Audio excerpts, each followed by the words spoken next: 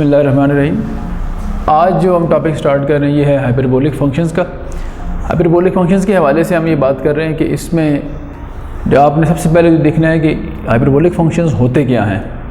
अभी चूँकि आप सेकेंड ईयर में और फर्स्ट ईयर में आप लोगों ने ट्रिग्नोमेट्री का अच्छा खासा पोर्शन पढ़ा हुआ होता है। जैसे आप चैप्टर 9 से लेकर 14 तक फर्स्ट ईयर में ट्रिग्नोमेट्री पढ़ के आए हुए होते हैं।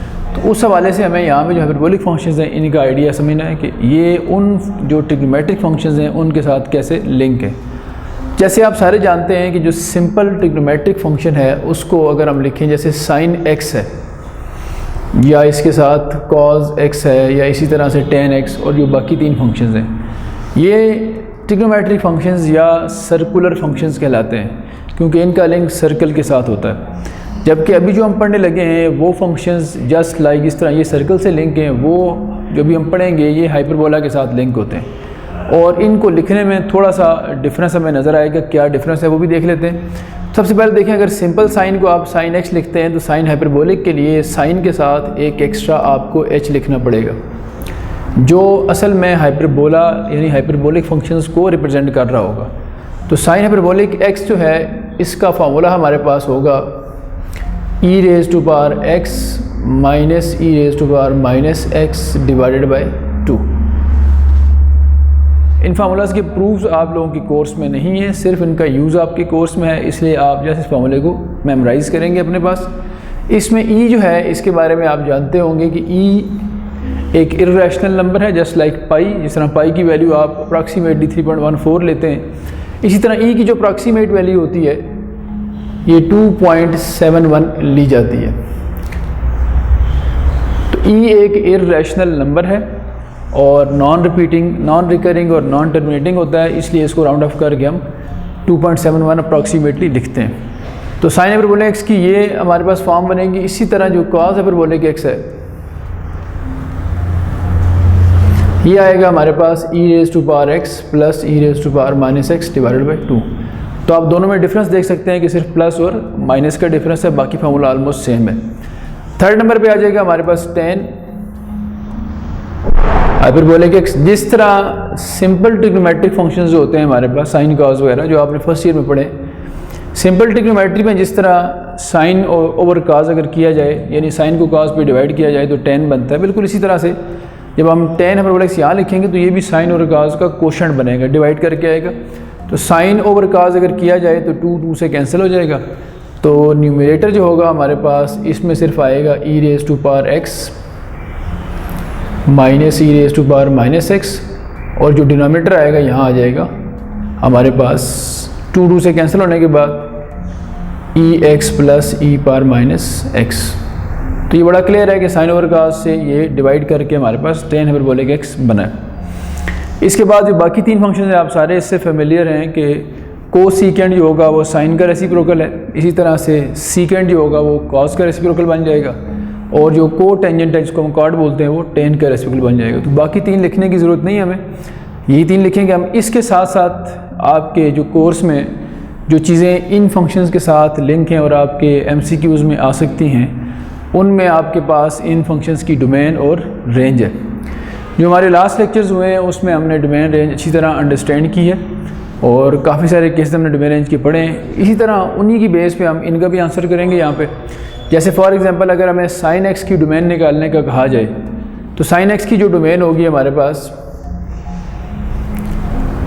हमने लास्ट लेक्चर में पढ़ा था कि डोमेन सेट ऑफ वैल्यूज़ होती हैं और ये बेसिकली x की वो वैल्यूज़ होती हैं जिनके लिए फंक्शन कहीं पर भी अनडिफाइंड ना हो।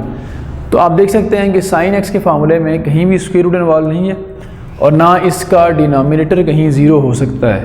तो ये बड़ा क्लियर है कि ये जो एक्सप्रेशन है ये हर एक x की रियल वैल्यू के लिए डिफाइंड है। इसका मतलब इसकी जो डोमेन होगी वो set of all real numbers आ जाएगी। इसी तरह से अब अगर हम बात करें इसकी रेंज की, तो रेंज के बारे में हम जानते हैं कि जो रेंज होती है किसी फंक्शन की वो उसके पॉसिबल आंसर्स होते हैं।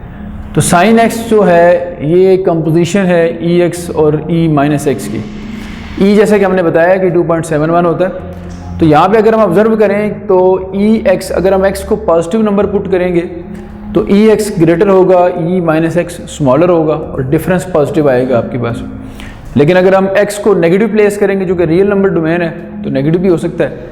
x जब नेगेटिव पुट करेंगे तो ये फर्स्ट टर्म लेस होगी, सेकंड टर्म ग्रेटर हो जाएगी और आंसर डिफरेंस का नेगेटिव आ जाएगा, क्योंकि smaller minus greater negative answer देता है। और अगर हम x को 0 पुट करें तो e power 0 1, e power 0 1, 1 minus 1 0, 0/2 0। इसका मतलब है इसकी जो आउटपुट आ रही है उसमें नेगेटिव नंबर्स भी आ रहे हैं, पॉजिटिव नंबर्स भी आ रहे हैं और 0 भी आ रहा है। विच शोज़ दैट कि इसमें हर तरह का रियल नंबर आ सकता है। तो जो रेंज बनेगी वो भी आपके पास set of all real numbers बन जाएगी। अब हम आते हैं कॉज की तरफ। सिमिलरली कॉज की अगर हम डोमेन देखना चाहें तो कॉज फंक्शन की जो कंस्ट्रक्शन है वो भी ऐसी है कि इसमें कहीं पे ना स्क्वायर रूट इन्वॉल्व है और ना इसका डिनोमिनेटर 0 हो सकता है। इसका मतलब ये हुआ कि कॉज फंक्शन भी हर एक x की वैल्यू के लिए डिफाइंड है। तो सेम जिस तरह ऊपर आपने डोमेन लिखी थी, इसकी डोमेन हो जाएगी set of all real numbers. अब इसकी जो रेंज है ये थोड़ी सी डिफरेंट है। रेंज निकालने के लिए ऊपर चूँकि वो नेगेटिव साइन था तो उसमें नेगेटिव और पॉजिटिव और फिर 0 आंसर आगे थे हमारे पास। यहाँ पे दरमियान में अब प्लस लिखा हुआ है और e चूँकि 2.71 है, सो e power x can never be 0 और नेगेटिव, ना ये कभी 0 हो सकता है और ना कभी नेगेटिव। तो इसका मतलब है कि ये भी पॉजिटिव क्वांटिटी बनेगी, ये भी पॉजिटिव क्वांटिटी बनेगी और दो पॉजिटिव क्वांटिटीज का सम भी हमेशा पॉजिटिव होता है। तो ये क्लियर होगी ये बात हमें कि कॉज नेगेटिव वैल्यूज़ को अटेन नहीं करेगा, ना 0 को अटेन करेगा। अब हमें ये देखना है कि अगर ये नहीं कर रहा अटेन 0 नेगेटिव तो फिर कम से कम कितनी वैल्यू अटेन करेगा ये।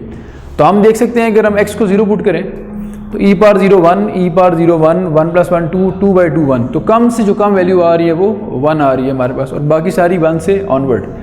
तो इस फंक्शन ने जो वैल्यूज़ अटेन करनी है वही इसकी रेंज बनाएंगी और वो रेंज होगी फ्रॉम 1 टू पॉजिटिव इन्फिनिटी। अब इन साइन और कॉस की डोमेन के बारे में बुक में डिस्कस हुआ हुआ है और यही आपके MCQs में आता है। 10 की डोमेन या रेंज बुक में डिस्कस नहीं हुई, इसलिए इसको हम डिस्कस नहीं करते। और ये जो कॉज की रेंज के हवाले से 1 या 2 बार फेडरल बोर्ड में MCQs में पूछा गया आपसे, इसलिए आपने डोमेन और रेंज इनकी याद रखनी है। अब हम आते हैं कि इसका एक्सरसाइज के अंदर क्या यूज़ है। एक्सरसाइज के अंदर एक क्वेश्चन अभी हम सॉल्व करेंगे जिसके 3 पार्ट्स हैं और वो इन्हीं फार्मूलाज की बेस पे हमने सॉल्व करने हैं। अब हम आते हैं क्वेश्चन नंबर 8 की तरफ। जिस तरह मैंने आपको पहले कहा था कि ये जो हमने आइडेंटिटीज़ पढ़ी हैं ये क्वेश्चन एक बुक का है, एक्सरसाइज का, उसमें यूज़ होंगी। तो क्वेश्चन 8 के अंदर हमने ये कुछ आइडेंटिटीज़ प्रूव करनी है। 3 इसके पार्ट्स हैं। फर्स्ट पार्ट में हमने प्रूव करना है कि साइन हाइपरबोलिक 2x जो है ये इक्वल होता है 2 sine hyperbolic x cos hyperbolic x के बराबर।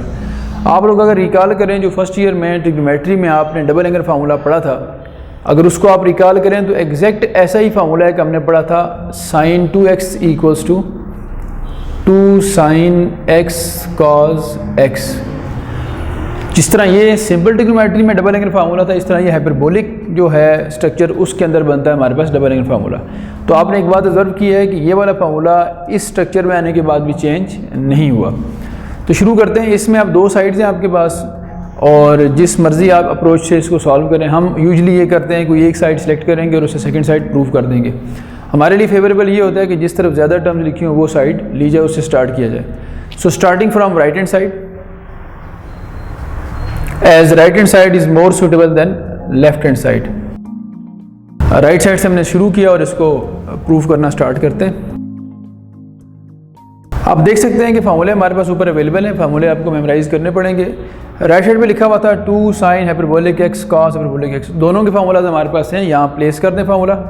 साइन का फार्मूला था e(x minus e minus x divided by 2 और कॉस का था e(x plus e minus x divided by 2।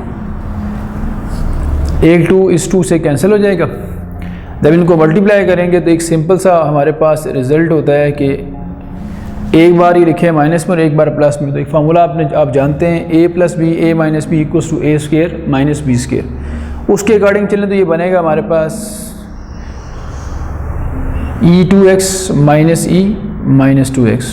बेशक आप इसका रेफरेंस भी यहाँ कोट कर सकते हैं। एज ए रेफरेंस आप लिख दें कि ये a minus b into a plus b equals to a square minus b square. और 2 एक का चुका, एक 2 बाकी रह गया, तो ये आ गई हमारे पास फॉर्म। अब थोड़ा सा ऑब्जर्व करें जो फार्मूला ऊपर लिखा हुआ आपके सामने कि अगर e(x) लिखा होगा तो ये साइन हाइपरबोलिक x का फार्मूला है। इट मीन्स जो वैल्यू जो वेरिएबल टर्म यहाँ पे होगी वही आपको एंगल में नज़र आएगी। तो इसका मतलब ये हुआ कि अगर यहाँ e2x लिखा होगा तो यहाँ साइन हाइपरबोलिक 2x आ जाएगा। अगर यहाँ y लिखा हुआ है तो साइन हाइपरबोलिक y आ जाएगा। इसी तरह बिल्कुल ये देखें, अगर यहाँ लिखा है e2x माइनस सी माइनस 2x ओवर 2, तो ये सेम स्ट्रक्चर है, सिर्फ फ़र्क ये है कि वहाँ x है और यहाँ 2x है।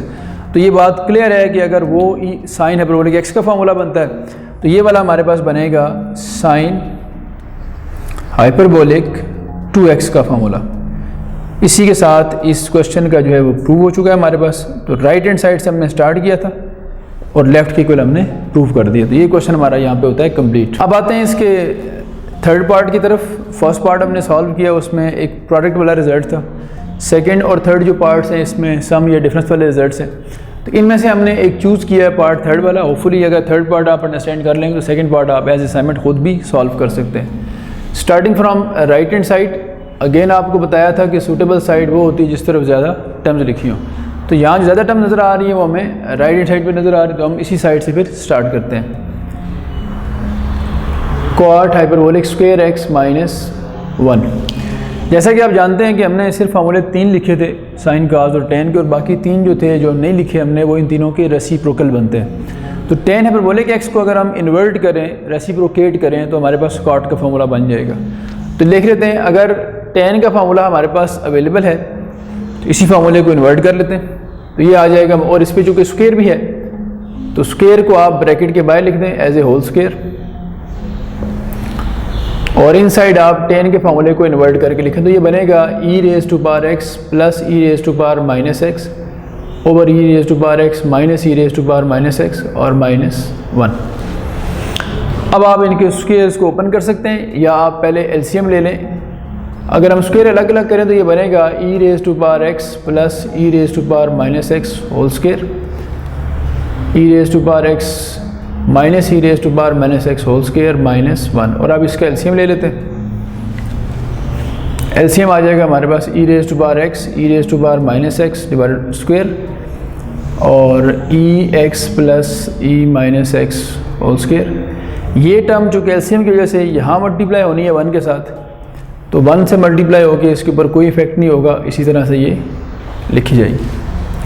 अब ये रिजल्ट हमारे पास है 9th क्लास से, आप ये पढ़ते आ रहे हैं कि एक एक्सप्रेशन में दोनों का सम हो रहा है और साथ उसी इनमें इसी में दोनों का डिफरेंस है। तो एक फार्मूला हमने पढ़ा था जूनियर क्लासेस में कि a plus b whole square minus a minus b whole square हो तो ये 4ab के इक्वल होता है। तो इसके अकॉर्डिंग अगर लिखा जाए तो ये बनेगा हमारे पास, ये अब e एक्स ए का रोल प्ले कर रहा है, e माइनस एक्स बी का रोल प्ले कर रहा है, तो जो 4ab बनेगा हमारे पास उसमें आ जाएगा 4ab, और डिनोमिनेटर में हमारे पास है ई एक्स ई माइनस एक्स होल स्क्वायर। अब आप सारे जानते हैं कि ई एक्स के साथ ई माइनस एक्स मल्टीप्लाई हो रहा है। ई एक्स और e raise to power minus x दोनों एक दूसरे के मल्टीप्लिकेटिव इन्वर्स हैं, इसलिए ये दोनों आपस में कैंसिल हो जाएंगे। तो यहाँ रीज़न कोड कर दें कि ई एक्स इंटू ई माइनस एक्स, ये कैंसिलेशन के बाद अगर आप ऑब्ज़र्व करें तो ये इस तरह से बनेगा और ये दोनों कैंसिल होकर आंसर आपके पास आएगा 1। तो इसकी अल्टीमेट फॉर्म बनेगी हमारे पास 4 into 1 divided by e x minus e minus x whole square. अब हम चाहें तो इस पूरी फ्रैक्शन को स्क्वायर में एक्सप्रेस कर सकते हैं। नीचे जो स्क्वायर है उसको होल पे लिख लेंगे और 4 जो है उसको हम 2 का स्क्वायर लिख सकते हैं। तो ये अगर इकट्ठा करके स्क्वायर लिखा जाए कंबाइन तो ये बनेगा हमारे पास 2 ओवर ई x minus e minus x square. अब आप अगर ऑब्जर्व करें तो ये ई x minus e minus x over 2 अगर देखें तो ये साइन का फार्मूला था हमारे पास, और वही वाला फार्मूला यहाँ पे आपको इन्वर्ट हुआ हुआ नज़र आ रहा है। इसका मतलब ये साइन का रेसिप्रोकल लिखा हुआ है। So we can write it as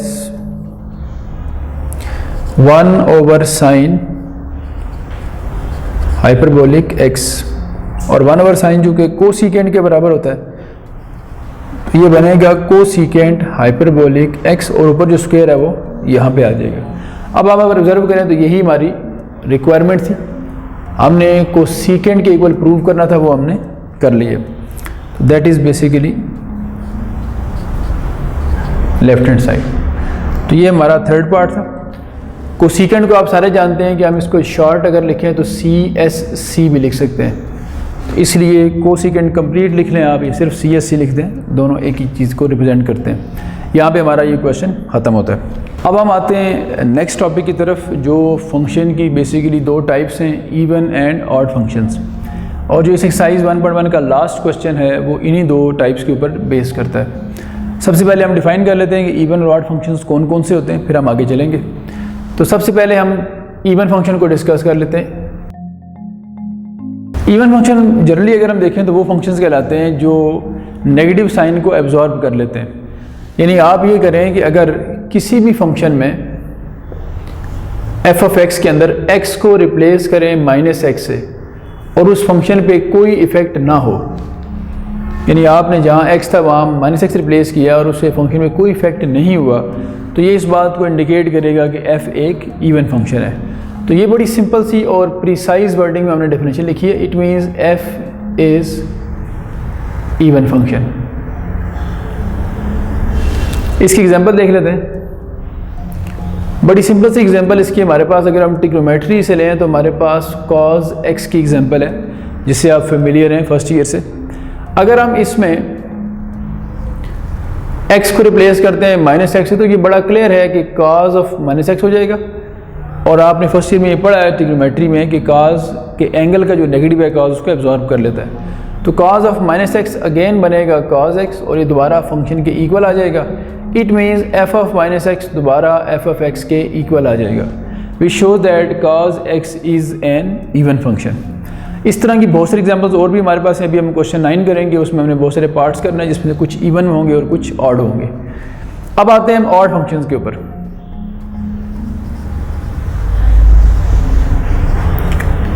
जिस तरह आपने इवन फंक्शंस के बारे में एक टूल पढ़ा है कि हम रिप्लेसमेंट करते हैं, इसी तरह ऑड का भी यही हमारे पास टूल है। हम किसी भी फंक्शन को चेक करना चाहें तो हम उसके एंगल में उसके इनपुट जो है उसमें x की जगह पर रिप्लेस करते हैं -x। अगर तो माइनस एब्जॉर्ब हो गया तो फिर वो इवन फंक्शन है, और अगर माइनस एब्जॉर्ब नहीं हुआ, माइनस फंक्शन से बाहर आ गया और function as it is repeat हो गया, तो फिर हम कहेंगे ये एक ऑड फंक्शन है। This implies f is odd function. इसकी भी एग्जांपल देखें, और अगर हम ट्रिग्नोमेट्री की ही एग्जांपल कोट करें तो हमारे पास बड़ी सिंपल सी एग्जांपल है sin x की, जिससे आप फेमिलियर हैं पहले से। आप ये जानते हैं कि अगर हम f ऑफ -x करेंगे तो ये sin ऑफ -x बन जाएगा। और फर्स्ट ईयर में आपने पढ़ा था कि sin माइनस को एब्जॉर्ब नहीं करता, माइनस यहाँ से बाहर आ जाएगा और साइन अपनी जगह पे उसी तरह मेंटेन रहेगा। अब आप देख सकते हैं साइन रिपीट हो चुका है और नेगेटिव भी बाहर आ चुका है, तो हम ये कह सकते हैं कि नेगेटिव साइन के साथ फंक्शन दोबारा आ चुका है और इसका ओवरऑल ये रिजल्ट नहीं मिला हमें कि नेगेटिव साइन एब्जॉर्ब नहीं हुआ, बाहर आ गया है। विच शोज़ दैट कि ये इस डेफिनेशन को ओबे कर रहा है, और इस डेफिनेशन को ओबे करने के बाद हम ये कह सकते हैं कि sine x is an odd function. तो एक हमने एग्जांपल कोड की इवन फंक्शन की और एक ऑड। अब जब हम एक्सरसाइज का क्वेश्चन करेंगे तो इंशाल्लाह उसमें हमें और भी इसकी एग्जांपल्स मिलेंगी। अब हम जो हमने डेफिनेशन पढ़ी है इवन और ऑड फंक्शन की, उससे जो रिलेटेड क्वेश्चन है वो सॉल्व करते हैं। क्वेश्चन नंबर 9 है हमारी बुक का, जो 1.1 का लास्ट क्वेश्चन है। इसमें हमें कहा गया determine whether the given function F is even और ऑड। इस तरह के हमारे पास कुछ पार्ट्स हैं और हमने उन पार्ट्स को चेक करना है कि उनमें से कौन से इवन है या कौन से ऑड फंक्शन है। सबसे पहले ये पार्ट हमारे सामने है और टूल हमारे पास लिखा हुआ है कि हमने अगर कोई फंक्शन चेक करना हो इवन और ऑड के लिए तो हम उसके x की जगह -x रिप्लेस कर देंगे। तो देखते हैं क्या बनता है इसमें। सबसे पहले हम ये कर रहे हैं कि इस फंक्शन में जहाँ x लिखा हुआ है वहाँ पे हम रिप्लेस करते हैं -x, तो ये बनेगा -x³ + -x, और इसकी भी पावर चूँकि 1 है कुछ नहीं, तो यहाँ पे पावर कितनी है 3। ऑड पावर की प्रॉपर्टी आप जानते हैं कि नेगेटिव साइन जो है वो अगर ऑड पावर हो तो वो मेंटेन रहता है और अगर इवन पावर हो तो वो एब्जॉर्ब हो जाता है। तो नेगेटिव बाहर आ जाएगा, इसका भी नेगेटिव बाहर आ जाएगा। अब इन दोनों में माइनस कॉमन है, अगर दोनों से माइनस कॉमन ले लिया जाए तो ये बनेगा x³ + x, और आप ऑब्जर्व कर सकते हैं कि वही सेम फंक्शन दोबारा आप सामने आ चुका है और माइनस भी बाहर मेंटेन है अपनी जगह पे। तो अगर माइनस को छोड़ के देखें तो ये दोबारा जो साथ है ये सारे के सारा f(x) है। So f of minus x equals to minus f of x, it means minus absorb नहीं हुआ। तो ये जो ऑड फंक्शन की डेफिनेशन थी वो फुलफ़िल हो रही है यहाँ पे। इसका मतलब ये हुआ कि जो गिवन फंक्शन है ये एक ऑड फंक्शन है। तो हम कह सकते हैं this implies F of x is an odd function. ये हो गया कंप्लीट हमारा। इसी तरह से हम एक आध पार्ट इसके साथ और देख लेते हैं। अभी तो आपने पार्ट एक सिलेक्ट किया और इसमें रिजल्ट हमारा ऑड फंक्शन बने। अब देखते हैं नेक्स्ट पार्ट किस तरह के हमारे पास। अब ये इसका थर्ड पार्ट है। फर्स्ट पार्ट मैंने अटैम्प्ट किया है, सेकंड पार्ट थोड़ा इजी था आप लोगों के लिए, वो आपने खुद अटैम्प्ट करना है। थर्ड पार्ट देखते हैं कि ये किस कैटेगरी में आता है। अगेन हमारे पास टूल वही है कि हमने रिप्लेसमेंट करनी है। तो हम लिखेंगे f of as f of minus x, जहाँ जहाँ x है वहाँ माइनस एक्स रिप्लेस करें। तो ये बनेगा माइनस एक्स स्क्वेयर प्लस 5। अब आप देख सकते हैं कि जो बाहर माइनस एक्स है उसका माइनस मेंटेन है अपनी जगह पे। जो इनसाइड स्क्वेयर रूट के था, चूँकि ये माइनस एक्स स्क्वेयर है, माइनस की इवन पावर है, तो इवन पावर माइनस को एब्जॉर्ब कर लेती है। तो ये सिर्फ रह जाएगा एक्स स्क्वेयर प्लस 5। और इस माइनस को अगर हम एक साइड पे ही रखें तो ये देखिए माइनस को छोड़ के x into under root x square plus 5 दोबारा हमारा फंक्शन बन चुका है। इट मीन्स हम कह सकते हैं कि ये माइनस एफ ऑफ एक्स के बराबर आ गया। So f of minus x is now equal to minus f of x, which shows that f of x is an odd function. दो हमने पार्ट्स किए हैं और बाई चांस दोनों पार्ट्स थे उसमें हमारा रिजल्ट जो है वो ऑड फंक्शन के बराबर है। अब चलते हैं नेक्स्ट पार्ट्स के ऊपर। अच्छा, अब हम आते हैं इसकी फोर्थ पार्ट की तरफ। तो फोर्थ पार्ट में एक्सप्रेशन एक रैशनल फंक्शन है हमारे पास, f of x equals to x minus 1 over x plus 1। तो शुरू करते हैं इसका सोल्यूशन। हमारे पास टूल एक ही है कि हमने रिप्लेसमेंट करनी है एक्स की जगह माइनस एक्स। ये रिप्लेसमेंट करें तो यहाँ बनेगा हमारे पास minus x minus 1 minus x plus 1। तो अल्टीमेटली बन गया minus x minus 1 over minus x plus 1। अभी आप देखेंगे ये ना ये उससे रिजेंबल कर रहा है और ना हमें लग रहा है कि ये माइनस कॉमन आने के बाद रिजेंबल करेगा उसके साथ। लेकिन अगर हम माइनस कॉमन ले भी लें तो न्यूमरेटर से माइनस कॉमन ले तो ये बनेगा x प्लस 1, और अगर डिनोमिनेटर से माइनस कॉमन ले तो ये बनेगा x माइनस 1। माइनस माइनस से कैंसिल करें तो अब जो एक्सप्रेशन हमारे पास बनी है x plus 1 over x minus 1, ये बड़ा क्लियर है कि ना ये उसके एग्जैक्टली इक्वल है और ना माइनस कॉमन आने के बाद इक्वल है। सो यहाँ से बात हम कंक्लूड कर रहे हैं कि ये इक्वल नहीं आ रहा f ऑफ x के भी और ये इक्वल नहीं आ रहा माइनस एफ एक्स के भी। तो अगर ये एफ एक्स के इक्वल होता तो हम इसको इवन फंक्शन कहते, अगर ये माइनस एफ एक्स के बराबर होता तो हम इसको ऑड फंक्शन कहते। जब ये दोनों कैटेगरी में नहीं आ रहा तो हम ये कहेंगे कि ना ये इवन फंक्शन है और ना ये ऑड फंक्शन है। तो लिख लेते हैं इसको। कंक्लूजन हमने ये ड्रा करना है। So implies F of x is nether even nor odd function, ना ये इवन है और ना ही ये ऑड फंक्शन है। तो ये हम 3 पार्ट्स अभी तक सॉल्व किए। आप देखा कि 2 पार्ट्स में आपको नज़र आया कि ये ऑड फंक्शन था और जो एक पार्ट हमने सॉल्व किया उसमें नज़र आया कि ये ना इवन है और ना ऑड। अब आते हैं इसके 5th पार्ट पे, जो थोड़ा सा पेपर के हवाले से इम्पोर्टेंट भी है। इसमें जो हमें फंक्शन गिवन है 5th पार्ट में, ये है f of x equals to x power 2/3 plus 6। एक फ्रैक्शन पावर हमें दी गई और हमें चेक करना है कि ये इवन है या ऑड। अगेन वही बात कि जो हमारे पास टूल है वो एक ही है और वो टूल ये है हमारे पास कि हमने रिप्लेसमेंट करनी है। तो देख लेते हैं, सॉल्यूशन स्टार्ट करें और लिखें कि as f of minus x. अब हम आते हैं इसकी 4th पार्ट की तरफ। जैसे कि पहले हमने 2 पार्ट्स किए हैं यहाँ पे, बिल्कुल उसी तरह इसको भी डील करना है। टूल हमारे पास एक ही है कि हमने x को रिप्लेस करना है माइनस एक्स से, और उसके बाद हम देखेंगे कि किस तरह से इसमें आंसर अब बनेगा हमारा। Replacing x bye minus x,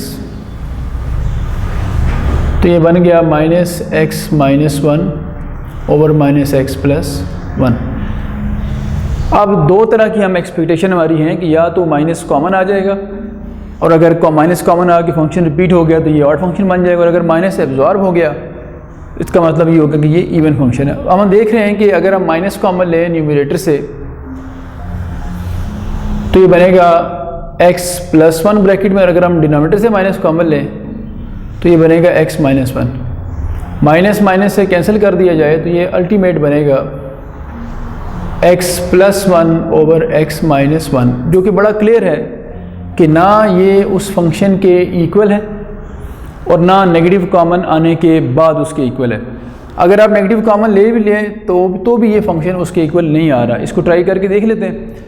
अगर मैं माइनस को कॉमन लेके ऑड फंक्शन चेक करना चाहूँ तो मैं माइनस यहाँ से कॉमन लेता हूँ, चाहे आप न्यूमरेटर से कॉमन ले लें या डिनोमिनेटर से। चूँकि न्यूमरेटर में दोनों टर्म्स पॉजिटिव हैं तो उसको हम डिस्टर्ब नहीं कर रहे, हम इसके डिनोमिनेटर से माइनस कॉमन लेते हैं। माइनस कॉमन लेंगे तो ये बन जाएगा माइनस एक्स प्लस 1, और इस माइनस को अगर हम बाहर लिखें तो ये बन जाएगा x plus 1 over minus x plus 1। अब आप देख सकते हैं कि माइनस कॉमन लेने के बाद भी ये उस फंक्शन के इक्वल नहीं आ रहा। इट मीन्स हम ये कह सकते हैं कि ना ये f ऑफ x के इक्वल है और ना ही ये माइनस एफ ऑफ एक्स के इक्वल है। विच शोज दैट ना ये इवन फंक्शन है और ना ये ऑड फंक्शन है। तो इसका फिर कंक्लूजन ये ड्रा करेंगे हम। So f of x is neither even nor odd function. यहाँ पे ये पार्ट कंप्लीट होता है हमारा। अब एक इसका और पार्ट कर लेते हैं जो थोड़ा सा इंपॉर्टेंट भी है। इसका फिफ्थ पार्ट देख लेते हैं। अभी तक जो हमने पार्ट्स किए हैं उसमें हमें दो पार्ट्स ऑड फंक्शन के मिले, एक वो मिला जो ना इवन था और ना ऑड। अब एक एग्जांपल हम करेंगे जिसमें हमें इवन फंक्शन मिलेगा।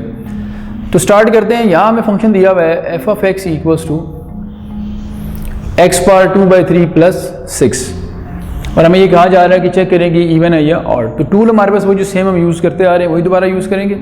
हम लिखेंगे इसमें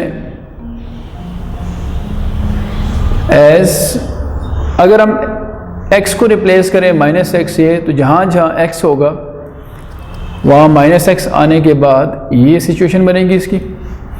फिर इसमें आप देख सकते हैं कि ये माइनस एक्स की पावर में फ्रैक्शन लिखी हुई है। यूजुअली हम इंटरेस्टेड होते हैं इवन या ऑड पावर में। अगर ये फ्रैक्शन पावर है तो ना इसको हम इवन कैटेगरी में रख सकते हैं और ना ऑड में, इसलिए हमें इसको स्प्लिट करना पड़ेगा दो पार्ट्स में। तो minus x power 2/3 can also be written as minus x square and then power 1/3। इस तरह दो पार्ट्स में स्प्लिट करने का फ़ायदा ये हुआ है कि अब हमें नज़र आ रहा है कि ये माइनस एक्स का स्क्वायर है, और हम जानते हैं कि इवन पावर नेगेटिव साइन को एब्जॉर्ब कर लेती है।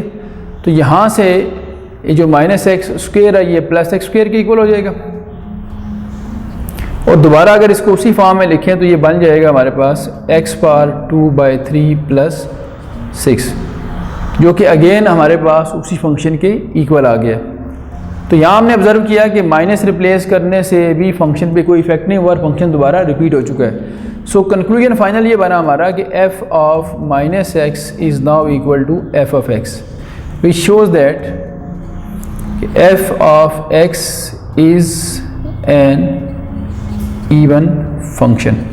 तो हमने कोशिश की है कि जो टोटल पार्ट्स थे उसमें से 4 पार्ट्स हम अटेम्प्ट करें, और 4 पार्ट्स के अंदर आपने ऑड फंक्शन, इवन फंक्शन और neither even nor odd function की भी एक एग्जांपल कर लिए यहाँ पे। इसके साथ हमारी जो एक्सरसाइज 1.1 है वो ख़त्म होती है। अब हम स्टार्ट करेंगे इसके बाद 1.2। अब हम स्टार्ट करते हैं एक्सरसाइज 1.2, जिसका पहला क्वेश्चन जो है इसमें जो टॉपिक हमने पढ़ना है वो है composition of functions. Composition of functions basically दो फंक्शंस को मर्ज करने का नाम है, जिसमें आप 2 डिफरेंट फंक्शंस की कंपोजिशन बनाते हैं।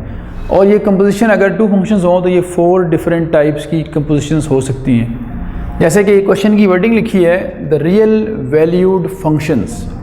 रियल वैल्यूड फंक्शंस उन फंक्शंस को कहते हैं जिन फंक्शंस की रेंज रियल नंबर्स होती हैं। अगर रेंज कम्प्लेक्स नंबर्स हों तो फिर हम कम्प्लेक्स वैल्यूड फंक्शंस भी कहते हैं उनको। तो अभी हमारे पास रियल वैल्यूड फंक्शंस हैं f और g। 2 फंक्शंस दिए गए हमें, आर डिफाइंड बिलो, जैसे कि आपको नज़र आ रहा है हर पार्ट में डिफरेंट कैटेगरी आपको दी हुई है। आप लोगों ने फाइंड करना है f, ये जो दरमियान में सर्कल बना हुआ है इसको हम कंपोजिशन का ऑपरेशन कहते हैं। जैसे प्लस का साइन यूज़ करते हैं एडिशन के लिए, सब्ट्रैक्शन के लिए माइनस का साइन यूज़ करते हैं। सिमिलरली ये जो साइन है ये फंक्शंस की कंपोजिशन का साइन है, तो इसको रीड यूँ करेंगे, ये एफ ऑफ जी कहलाएगा और आगे एक्स शो कर रहा है कि एक्स पे ऑपरेट हो रहे हैं, तो f of g of x इसकी कंप्लीट वर्डिंग है। ये हमारे पास है जी ऑफ एक्स, ये एफ ऑफ एक्स और ये जी ऑफ एक्स। तो टोटल हमारे पास 4 जो हैं वो पॉसिबल 2 फंक्शंस की कंपोजिशंस बन सकती हैं, चारों हमसे यहाँ डिमांड की गई हैं। फेडरल बोर्ड के हवाले से ये शॉर्ट क्वेश्चंस के लिए इंपॉर्टेंट है, कोई एक आध पार्ट इसका पेपर में आया भी हुआ है और दोबारा भी आ सकता है। अब पहला जो पार्ट फंक्शन के जिसमें हमें फंक्शंस दिए हुए हैं उसमें एक फंक्शन एफ एक्स है लीनियर फंक्शन 2x+1 और जी एफ एक्स है एक कोशेंट फंक्शन 3/x-1। अब ये साथ इसकी डोमेन लिखी है, इससे हमारा कोई कंसर्न नहीं है, हमें जस्ट इनको आपस में कंबाइन करना है, मर्ज करना है। तो सबसे पहला पार्ट जब सोल्यूशन इसका स्टार्ट करेंगे हम ए पार्ट की तरफ आते हैं, f circle g of x. Circle का साइन कंपोजिशन का ऑपरेशन है, ये इसकी नोटेशन है। जब इसको अप्लाई करेंगे तो ये यूँ बन जाएगा f of g of x. Just like जैसे आप अगर इसको रीड करें तो आप रीड करते होते हैं एफ ऑफ एक्स, आप इसको रीड करें तो आप कहते हैं साइन ऑफ एक्स। सिमिलरली अब ये f of g of x है और f of g of x का मीनिंग ये बनता है कि जहाँ जहाँ एफ ऑफ एक्स में एक्स लिखा हुआ था उस एक्स की जगह पे आप लोगों ने पूरे का पूरा जी फंक्शन रिप्लेस करना है। अब आप देख सकते हैं ये आपके पास फंक्शन लिखा है एक्स, इसमें अगर एक्स यहाँ पे था तो वही एक्स यहाँ नज़र आ रहा था आपको, उसी एक्स को रिप्लेस करना है जी एफ एक्स में। तो आप इस एफ एफ एक्स के अंदर जहाँ जहाँ आपको एक्स लिखा नज़र आ रहा था वहाँ जी एफ एक्स प्लेस कर दें। तो देख सकते हैं आप कि एफ एक्स था हमारे पास 2 इंटू, मैं स्पेस छोड़ रहा हूँ, 2 इंटू एक्स प्लस 1 था। जो मैंने स्पेस छोड़ी है, इस स्पेस में आप पहले एक्स लिखा हुआ था, अब उसकी जगह जी एफ एक्स ने ले ली है। तो अब आप इस स्पेस में लिखेंगे जी ऑफ एक्स और फिर आपके पास जी एफ एक्स ये लिखा हुआ है, इसकी वैल्यू यहाँ प्लेस करके इसको सिंप्लीफाई कर देंगे। तो ये बनेगा हमारे पास 2 इंटू 3/x-1 प्लस 1। अब आपका जो लास्ट स्टेप है वो इसकी सिंप्लीफिकेशन है, जितनी पॉसिबल सिंप्लीफिकेशन हो सकती है वो आप कर लें यहाँ पे। तो हम इसको सिंप्लीफाई करने के लिए एलसीएम लेते हैं, इसका एलसीएम आ जाएगा हमारे पास x-1, 2 3 6, x-1 इंटू 1, तो ये अल्टीमेटली बन गया आपके पास x प्लस 5 ओवर x-1। तो ये हमारे पास जो फाइनल रिजल्ट बना है ये कहलाएगी f सर्कल g की फाइनल फॉर्म, इसको हम f और g की कंपोजिशन भी कहेंगे। तो यहाँ पे हमारा फर्स्ट पार्ट जो है वो कंप्लीट होता है। अब आते हैं इसके नेक्स्ट पार्ट पे। सेकंड जो हमसे पूछा गया वो जी एफ एफ एक्स, इसका ऑर्डर चेंज करना है जस्ट हमने। तो बी पार्ट में हम फाइंड करेंगे जी ऑफ एफ ऑफ एक्स, ये इसकी नोटेशन होगी, इसको अप्लाई करेंगे जस्ट लाइक आपने ऊपर काम किया। ये अब बनेगा जी ऑफ एफ ऑफ एक्स। अब इसका मीनिंग ये है कि जी ऑफ एक्स के अंदर जहाँ जहाँ एक्स लिखा हुआ था वहाँ पे आपने एफ ऑफ एक्स प्लेस करना है। तो एफ एक्स प्लेस करने का मतलब ये है कि उसकी वैल्यू यहाँ प्लेस कर देंगे हम। तो पहले हम लिखते हैं जी एफ एक्स, ये था हमारे पास 3/x-1। जो मैंने स्पेस छोड़ी है इस स्पेस में पहले x लिखा हुआ था, अब उस x की जगह लेनी है किसने, f ऑफ x ने। तो यहाँ आप लिख दें जहाँ स्पेस आपने रखी है कि इसमें आ जाएगा हमारे पास f ऑफ x और नेक्स्ट स्टेप में आप f x की वैल्यू पुट कर दें। तो f x की वैल्यू प्लेस करेंगे तो ये बनेगा हमारे पास f x हमारे पास ये लिखा हुआ नज़र आ रहा होगा आप लोगों को, इसको यहाँ प्लेस करें तो 2x प्लस 1 माइनस 1 1 से कैंसिल हो जाएगा। तो फाइनल जो हमारे पास रिजल्ट बनेगा वो 3/2x। ये आ गया हमारे पास जी ऑफ एफ एक्स का आंसर। अब हम आते हैं इसके सी पार्ट की तरफ। तो सी पार्ट में आपको फाइंड करना है एफ ऑफ एक्स। तो चलते हैं एफ ऑफ एक्स। आपने इससे पहले f और g को कंपोज किया, आपस में कंपोजिशन बनाई, फिर g के साथ f की कंपोजिशन होगी। अब हमारे पास आ रहा है एफ ऑफ एक्स, यानी आपने एफ को एफ के साथ ही मर्ज करना है। तो वर्डिंग में प्रॉपर फॉर्म लिखें तो ये बनेगा F of x. It means उसी फंक्शन में एफ एक्स के अंदर जहाँ एक्स था वहाँ दोबारा आपने एफ एक्स ही पुट करना है। तो ये बनेगा, हमारे पास फंक्शन था 2 × x + 1। ये जो स्पेस है यहाँ पे पहले आप देख सकते हैं x लिखा हुआ था, अब उसकी जगह दोबारा पूरे का पूरा एफ एक्स आएगा। तो स्पेस फिल कर दें, आप यहाँ लिख दें एफ ऑफ एक्स और फिर एफ एक्स की वैल्यू पुट कर दें। एफ एक्स की वैल्यू वो लिखी है आपके सामने 2x + 1, तो ये बनेगा 2x + 1, 4x + 2 और 2 1 2 + 1 आ जाएगा। तो अल्टीमेट फॉर्म बनी 4x + 3। अब आते हैं इसके नेक्स्ट आखिरी पार्ट की तरफ। तो लास्ट पार्ट है हमारे पास g ऑफ x, यानी g के साथ कंपोजिशन। इसमें छोटी सी बात आप यहाँ नोट कर लें कि जो f सर्कल f है इसको आप f² भी कह सकते हैं। ये आपके MCQs वगैरह के हवाले से आपने याद रखनी है बात। और एक बात और आप याद रख लें कि जिस तरह एडिशन का ऑपरेशन कम्यूटेटिव होता है, मल्टीप्लिकेशन का ऑपरेशन कम्यूटेटिव होता है, इसी तरह से अगर हम यहाँ देखें तो ये जो कंपोजिशन का ऑपरेशन है इसमें f ऑफ g का आंसर डिफरेंट है और g ऑफ f का आंसर डिफरेंट है। इट मीन्स जो कंपोजिशन ऑफ फंक्शंस है ये कम्यूटेटिव ऑपरेटर यानी कम्यूटेटिव ऑपरेशन नहीं है। अब आते हैं लास्ट पार्ट पे g ऑफ x। g के अंदर दोबारा आपने g ही पुट करना है। तो ये लिखा है आपके सामने g ऑफ x, यहाँ से आप इसको लिखें फॉर्मेशन को 3/, ये आपके पास था x - 1, मैंने उस x का स्पेस छोड़ दिया क्योंकि पहले जहाँ पे x लिखा हुआ था उस x की जगह अब आपने g ऑफ x लिखना है। तो यहाँ आ जाएगा g ऑफ x और फिर आप इस g ऑफ x की वैल्यू प्लेस करेंगे यहाँ पे। अब उसी g ऑफ x की जगह उसकी वैल्यू प्लेस करें तो ये बनती है 3/x - 1। अब इसका एलसीएम लेके जितना सिंप्लीफाई पॉसिबल है उतना आप कर लें। एलसीएम आ जाएगा x - 1, 3 यहाँ रहेगा, x - 1 जब यहाँ मल्टीप्लाई करेंगे तो ये -x और +1 बन जाएगा।